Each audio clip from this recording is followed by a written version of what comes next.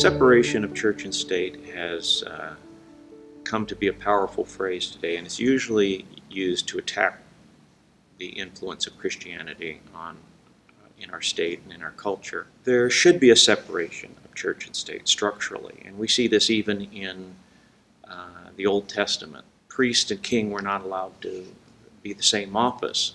The offices of king and priest were only united in Jesus Christ, who is called a prophet, priest, and king. So it's good that the functions of ecclesiology and the functions of the political arena are kept separate, and they should. But what should not be kept separate is Christianity from the political sphere, because God's claims are total.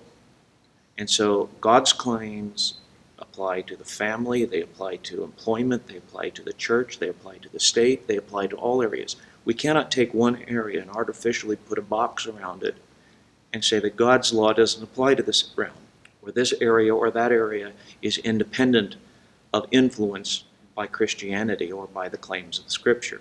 So it's not a church or the church or any individual that has a claim over government, but God that has a claim over all things.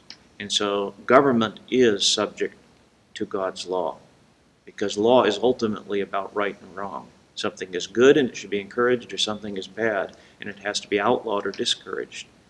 And that's a morality, and we only get our morality from God and God's law.